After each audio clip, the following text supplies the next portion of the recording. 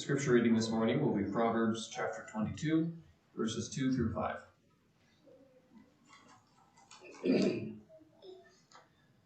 Rich and poor have this in common. The Lord is the maker of them all. A prudent man sees danger and takes refuge, but the simple keep going and suffer for it. Humanity and the fear of the Lord bring wealth and honor and life. In the paths of the wicked lie thorns and snares, but he who guards his soul stays from them. You can be seated. Thank you. Well, good morning, everybody. I'm glad that you're here today, whether you are a member or a guest. Either way, it is a blessing to be with you in this place to worship God. I hope that as you were coming in, Rod already mentioned this, but I hope you got a family report. And just in case we missed anybody, we'll give you another opportunity to raise your hand if you want one of those, especially because the outline is on the back page. And I think that helps with some of the sermon work here. So you got one back there and one up here. And so if you want one of those, Jason will make that happen for you. It's just good for us to all be together. I was going to do a little bit of housekeeping this morning and remind you about this afternoon, but that's already been done. And so we will just skip that on your left over here, sir. We will skip that for now and get straight into our message for this morning. Actually, I guess I should probably tell you, because I do normally wear a coat and tie, and all of a sudden I'm not today, I will tell you why that is. It's just because like Caitlin and I left at 2 different times. One of us thought the other was getting it for me, and it's not here, and that's as simple as it gets. But I figure Peter was probably a suit and tie kind of preacher, but Paul was probably a shirt preacher like this, so we're going to go with that, okay? So it's going to be just fine. He's a salt of the earth kind of guy. He's just a good old boy. Yeah, he's a real smart fellow, but he doesn't use all those highfalutin words like some people to make sure you know how smart they are. He's made a lot of himself, but he ain't never got too big for his britches, and he ain't never got above his raisin. These are all the southern phrases that I got used to growing up that talk about somebody that has the decency to remain humble. They've never gotten too big for their britches. They've never gotten above their raisin. They have the decency to remain humble. And those phrases, I think, they kind of capture the general respectability that a man earns by possessing a certain degree of meekness about it. And in that environment, the environment where I grew up, which was a small southern rural kind of environment, in that environment, there are few ways that a person can be more highly praised than to say that he's humble. It's really high praise for somebody to commend you in that particular way. And I think that small town way of admiring a person for their humility is actually a really powerful lesson for all of us. Because humility and masculinity ought to go together. Humility and masculinity ought to go together. A good man is a man who has the ability to become great without seeing himself as great.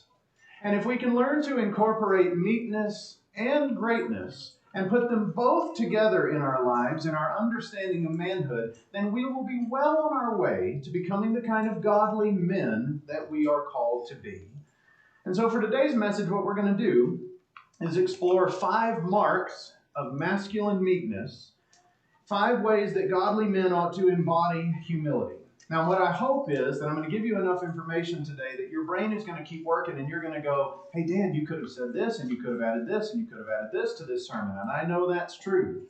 But I hope that what we're going to do today is just cover some basics to give us a good groundwork for building the kind of character that godly men ought to have. God once spoke of his people. He once spoke of the sin of his people and how he was going to punish them for their sin. And he talked to the prophet Ezekiel and he said, even in the midst of that, I came to Israel seeking for a man to stand in the gap before me in the wall so that I might not come in through that gap and destroy the people for their sins. But I found nobody. I sought for a man with the humility to stand in for somebody else, and I found nobody. Brothers, let's learn some lessons on masculinity so that when God looks among us for a man to stand in the gap for the sake of others, there is no lack for that man to fill that gap. And so, 5 marks of masculine meekness. Here we go. The first mark is the combination of toughness and tenderness. Excuse me, the toughness and tenderness. Despite how many people have misbalanced this idea, it's the combination of those two things, and it must be the combination of those two things that embodied the life of Jesus Christ. That's what ought to be the pattern for us. You know, there was a movement in the late 1800s and early 1900s among evangelicals at large. It was called muscular Christianity. And that's a real thing. You can look it up. There's a Wikipedia article. It's called muscular Christianity. And the idea behind it was that Christianity had been so misconstrued that it was making men soft, and that society was making men soft. And we were losing the toughness that ought to be characteristic of masculine men. But what was interesting about that is that those teachers in that muscular Christianity movement found a hard time talking about Jesus, because they saw him, mistakenly, as a soft figure, as somebody who had given up and just rolled over and let people walk all over him. But Jesus, brothers and sisters, and particularly my brothers today, I would say to you that Jesus is the perfect example of being tough and tender. It is the power and the genius of the "and" that makes his example so special. He had the humility to be gentle to those who needed gentleness and tough as nails on those who needed that toughness. Think about how much he riled up the entire city of Jerusalem in John chapter 2, when he overturned the tables and he kicked people out of the temple, and he was not afraid to bother everyone for the sake of the truth. And yet, it is the story right before that where he's at a wedding feast and he does this act of wonderful, tender kindness to save a groom's embarrassment at his own wedding feast. Jesus embodied the combination of both. Why would he be so brazen on one occasion and so subtle and kind on the other? It's because neither of those is the whole definition of Jesus. It's the combination of the two that go together that show us what godliness is really like. And that's the way that we're called to follow him, brothers.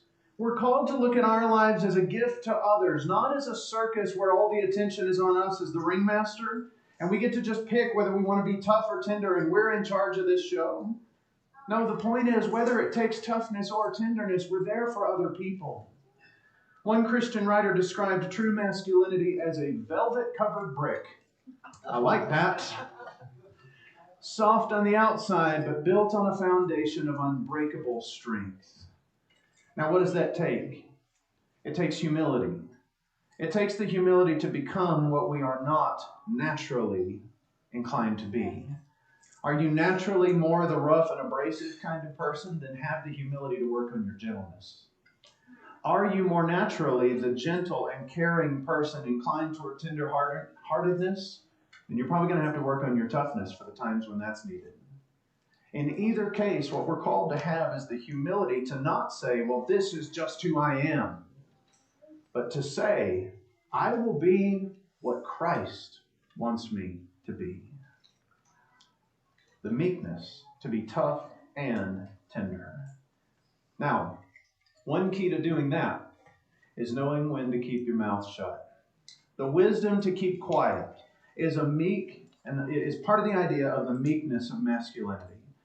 I think we all recognize there are times when the right thing is to speak up, and there are times when the right thing is to keep quiet. But I think we all understand the righteous times for keeping quiet are probably a lot more frequent than the righteous times for speaking up in some sort of brazen way. No wonder then that the Apostle James said, let every person be quick to hear, slow to speak, slow to anger. That's one of those places it's worth turning into a memory verse as a regular reminder of the kind of character that everybody ought to have, but especially men. Because that little triad of advice, quick to hear, slow to speak, slow to anger, that's all about living out a mantra of humility. It all comes down to that. Think about it. A person who is quick to hear, what does that show about their character? Well, it shows that they value what others have to say. They actively want to pay attention to somebody else. They seek first to understand and then to be understood. I know that's cliche, but it's because it's powerful. And so what if a person is less mature than you? What if a person is less intelligent than you? What if a person is less experienced in life than you are? What if a person is less interesting or less socially adept or less spiritually minded than you? Do you still have the humility to listen well when that person speaks? And a person who is slow to speak. A person who is slow to speak. That's somebody who chooses their words with great care because they recognize those words are powerful. And I'm not so arrogant to think that I've got all that power figured out and contained and perfected. I've got the humility to not brag on myself. I'll do the best that I can in life, but I don't need to tell you all about that. If you see it and you commend me, well and good. But I don't need to be the one tooting my own horn. I'll let you blow the trumpet in my honor. And somebody who is slow to speak is also going to be somebody who just occasionally chooses to sit calmly by the sidelines and let somebody else have the mic and have the attention and just work hard to say the right things in the right ways when it's my turn. I'm not in a rush for that. I can let others be heard because I will be slow to speak. And then slow to anger. Slow to anger recognizes anger when it flares up inside and has the humility and the calmness and the peacefulness to hold that anger back and think clearly. And maybe sometimes when we think clearly, we will find that our anger is justified and it does need to be expressed. Again, Jesus cleansed the temple. He was mad. He was righteously mad. God is open about the fact through the prophets and through the writings of Moses that sometimes he is mad at his people and he is righteous in his anger. The point, though, is not that the anger is the problem. The point is that a lack of self-control, a lack of humility is the problem. When we have the humility that we should, we will choose to be slow to anger. Because Solomon told us whoever is slow to anger is better than the mighty, and one who rules his spirit is better than the one who takes a city. Does that mean that you never get angry? Again, obviously not. But godly men have the humility to recognize whether we are right or not, to be angry and behave angry. And so humility helps us to know when and how to hold our tongues. Solomon said, whoever restrains his words has knowledge, and he who has a cool spirit is a man of understanding. It's a good reminder for all of us to have the wisdom and the humility to keep quiet at the right times. Now, other side of that same coin, and you probably knew this is where it's going, is let's also be wise and humble enough to speak up at the right times. Because honesty is important for every relationship. And so the ability to speak up at the right time is absolutely crucial for meek and humble masculinity. Now, obviously, the first thing I think that we probably would think about in that is if somebody says to you, if somebody asks you a question, you answer that question with honesty. But I got to tell you, I don't even think that's the hardest place in life to do this. I think the hardest place in life to do this is when somebody needs a rebuke, needs a correction, a truthful, righteous correction. And we have to speak that. That's a difficult thing to do, right? Because speaking a rebuke is risky. You risk hurting somebody's feelings and damaging the relationship between the two of you. And so the more precious that relationship is, the more risky that can be. It's risky because what if I turn out to not be 100% correct in this? Well, then I'm going to look a little foolish. But with the truth that I have now, I'm going to go forward and I'm going to do this because it seems like the right thing to do. Speaking a rebuke risks tension in our marriages and our families if the people don't like what we say. It risks us getting demoted or getting fired or getting attacked or getting rejected or getting slandered or getting a failing grade or getting canceled. Speaking the truth risks all of those things. And yet, sometimes it's the right thing to do. Rebuking somebody, correcting something, speaking a hard truth, if we do it in the right time, at the right times and in the right ways, it's kind of like the Proverbs talk about a word fitly spoken. It's just the right thing. It's just perfect for the occasion. If we can figure that out, then we can become a little bit more the men that we are supposed to be. The English word candor that I've used here in the title of this, that word That word means unreserved, honest, and sincere expression. I'm willing to tell you what I know, what I believe, what I think. I'm willing to be honest with you as an answer to the question you've given, even if that's difficult. And I got to tell you, brothers, that sometimes there are times in life where that is not only okay, but it's absolutely necessary. And to refuse to do it is actually an act of pride, because I won't take the personal risk for the sake of helping someone else. James talks about this in the last two verses of the book of James. The last two verses of that book, he talks about somebody who brings back a sinner from his wandering and saves his soul from death. You're going to have some hard conversations to do that. But to not have those hard conversations is not humility. It's pride that's unwilling to take the risks. And so we've got to have the humility to rebuke, to correct, to give guidance, to speak with honesty in the right times, in the right ways. And then add to that this other idea about masculine meekness and candor and honesty. We have to have the humility to be honest with ourselves as well. To admit our faults, to confess our sins, to admit our bad habits, and to try to correct them. I started off with some of the virtues of the environment that I grew up in. Let me just tell you that one of the downfalls of the environment that I grew up in was that most of the time, if somebody was doing something wrong, we made jokes about it and we laughed it off. And that was true whether it was just kind of just sort of a small thing, or it was, it could get bigger and bigger. At some point, the scale of laughter can't handle how bad a sin is, and I get that. But we did our best a lot of the time to try to laugh off the character flaws that were so common among so many of us. And I got to tell you, that's not the kind of masculine humility that we're called to. To just look at myself and to see a problem and just laugh it off and pretend it's not real. Masculine humility says, I see that in myself, and I will change it. I will be honest that that is a problem, maybe even that that's a sin, and I will make that change. The humility to take the risks of correcting and rebuking, that's kind of like the humility of playing second fiddle. But the humility to be honest with ourselves is when there's a hard passage in the concerto, okay, I'll play it.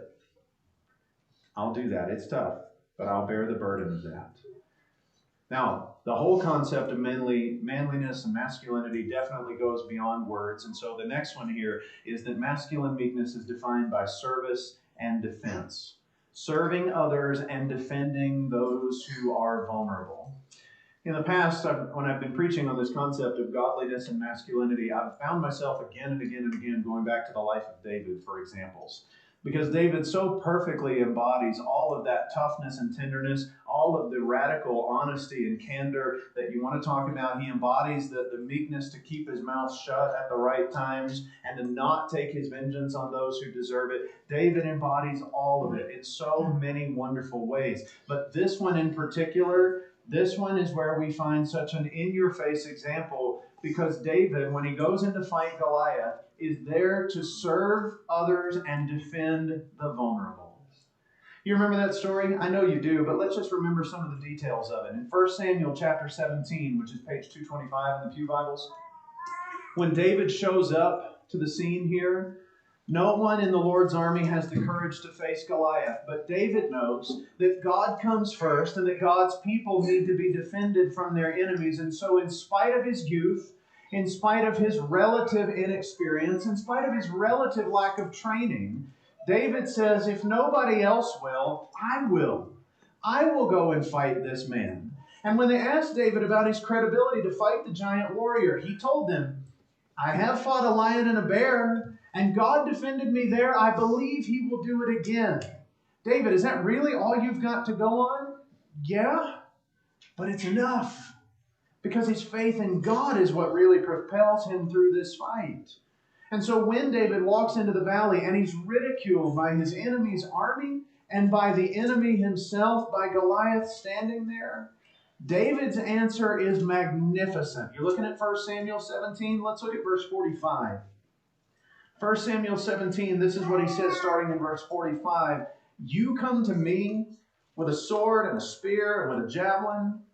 But I come to you in the name of the Lord of hosts, the God of the armies of Israel, whom you have defied. This day the Lord will deliver you into my hand. Skip ahead a little bit. So that all the earth may know that there is a God in Israel, and that all this assembly may know that the Lord saves, not with spear and sword. For the battle is the Lord's, and he will give you into our hand. You see the difference, brothers and sisters, is that there's a whole Israelite army standing on their side of this valley, and all they can see is themselves and Goliath. But David looks at the scene, and what he sees is God and a bunch of sheep that need to be defended by a shepherd. And David steps out as that shepherd. Why does he go into that battle? Is it for glory? Is it for fame? Is it to be remembered and immortalized in the annals of military history like Achilles and Genghis Khan and Napoleon? Is he wanting to be that great warrior? No, he wants to defend a bunch of sheep that are afraid of the lion and the bear. And he steps up to serve and defend them. Nobody else had the humility to step up to the job and to step into the fight. But David did. And brothers, we have to do the same thing. Probably not on the same scale. Okay, these things, they vary in intensity, and I get that, but they don't change in concept. The core principle is still the same. So that when a church needs leaders or teachers, if a Christian man can be qualified to lead them, then he will. He'll step up and step in for the sake of the others who need him. When there's an opportunity to help a fellow Christian who is showing signs of drifting from their faith, a humble man will step up and strengthen that drifting brother, even if he hasn't been asked to. That concept is especially true of our kids, brothers and sisters. When we see them drifting from our faith, do we stand by and watch it idly and just shrug and let it happen, or do we get involved? Do we have the humility to face the awkwardness and the tension and teach them and bring them to the fold of God? When elderly folks and widowed folks and young folks need to feel seen and feel cared about, is there somebody who has the humility to step up and step in and serve them? When false doctrine threatens to take root in a church, a humble man will step up and step in and correct it with the Word of God open and with the power of God flowing through him to correct that and speak truth. Because he cares about what's right and what's wrong in the eyes of God, and he cares about those people. And all of those are just inside the church realm. Outside the realm of church-connected behavior, it comes down to whether or not we have the humility to expend our mental and physical energy for the sake of providing for our families. Do you have the humility to do that? We want to participate in a loving home life, sharing the workload of caring for the children, spending the necessary time teaching our kids about life, and continuing to love and cherish our wives. Do we have the humility to do that for them? We want to serve and defend, those of you that serve and defend in our country's armed forces. Listen, even with all the difficulties that come with that, I encourage you, serve well in that role. Have the humility to give it your best. Brothers, we got to be faithful to our wives. We got to exercise temperance and self-control over our lusts and have the humility to put her needs above our own. That's masculine meekness. And even simple things like helping a neighbor with a project, providing a meal for somebody in need, opening a door for somebody whose hands are full, and exerting all the smallest little effort to just smile at somebody who needs it. Do you have the humility to make that little sacrifice? Do I have the humility to make that little sacrifice for them? Dan, are you really saying that all those simple things are the same as David stepping up to fight Goliath? They are in concept, yes. In principle, the question is still the same. Do you have the humility to step in and step up, to serve others and defend those who are vulnerable? When I was a kid, my dad had an album collection, and it was a bunch of really old country stuff. And I'm totally playing all of my hillbilly cards today. Okay. It was really old country stuff. And among the albums, one of the songs that I loved the most was a Jimmy Dean song called Big John. And yeah, I know. It's my fellow hillbillies, y'all got me. I appreciate it. Big John was a ballad. It was a story song. And so it started off with this story about this guy. He was quiet and he showed up to work at the mines. And he was so quiet, if you ever spoke to John, all you did was say hi, but nobody ever had a conversation with him. He was too tough and too big and too scary, and nobody wanted to mess with Big John. Well, one day everybody's working in the mine, and a timber that held up the roof cracked and sagged, and the roof started to come down. And it didn't come all the way down, but it was pretty close, and it came down far enough. Everybody was trapped. And there were 20 men in this room that were not going to make it out. And they all started praying and just, save us somehow, send us a miracle. And quiet, scary Big John stepped up, put his shoulder under that sagging timber, gave it everything he had, and lifted it long enough for 20 men to scramble out of there and not make that their grave.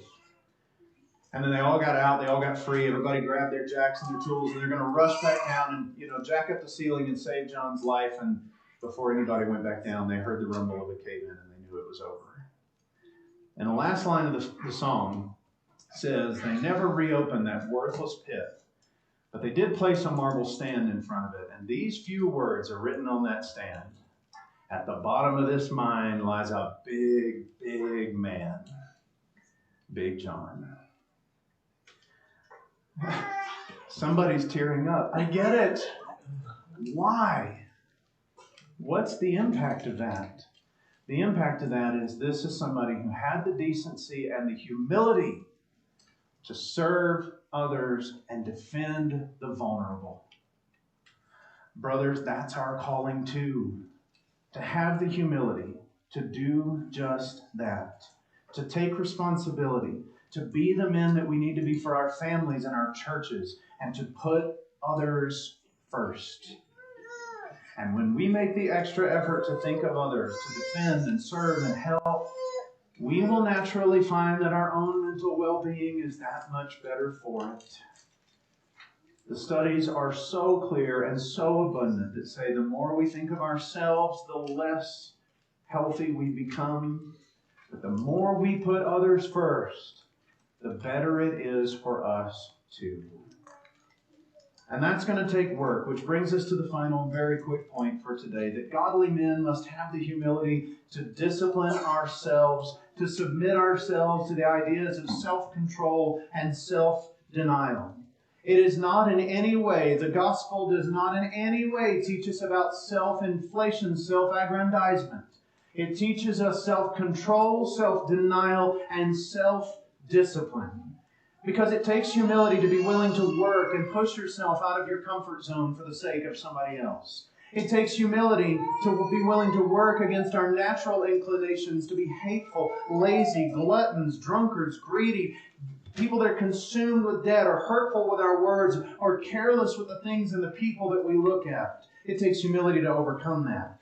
It takes humility to be willing to work at developing better, healthier, good habits in our lives. It takes humility to be willing to work against a natural tendency that we may have to be a workaholic and to spend more time on our recreation than we do on those who need us.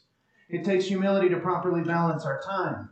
It takes humility to be willing to work and continue with hope in a job or in a relationship or in a sickness or in a friendship that you don't enjoy as much as you would like to.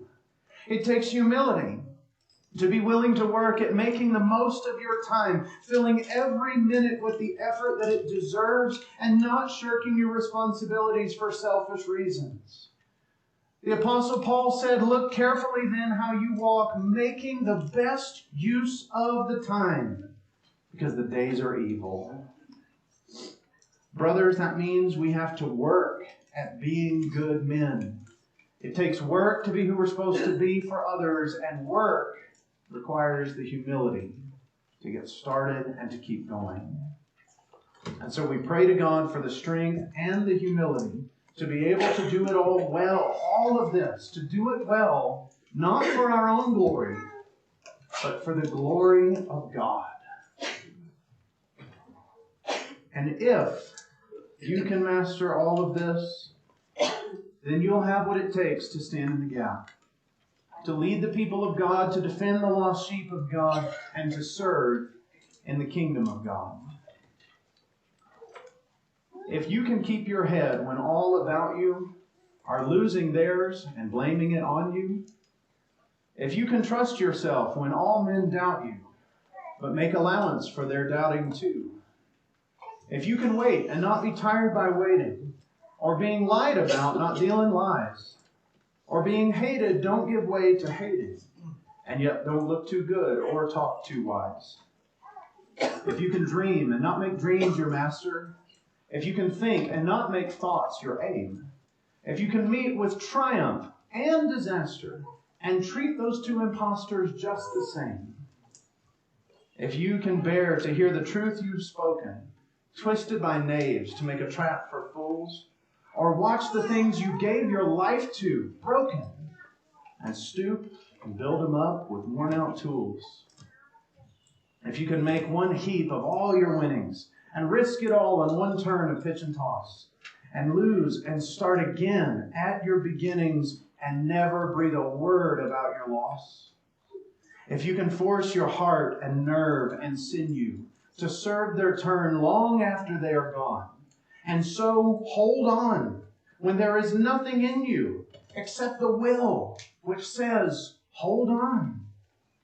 If you can talk with crowds and keep your virtue, or walk with kings and not lose the common touch, if neither foes nor loving friends can hurt you, because all men count with you, but none too much, if you can fill the unforgiving minute with 60 seconds worth of distance run, then yours is the earth and everything that's in it. And what's more, you'll be a man, my son. He's a salt of the earth kind of guy. He's just a good old boy. He never got above his raising. That kind of humility matters so much. May God bless me and you, brothers, that when He looks for a man to stand in the gap today, He finds plenty of us with the kind of humility to fill that role for His glory, not our own. If there's somebody among us today that has a spiritual need that you want to make known in a public way, why don't you come and let us know about that while we stand and sing this hymn together.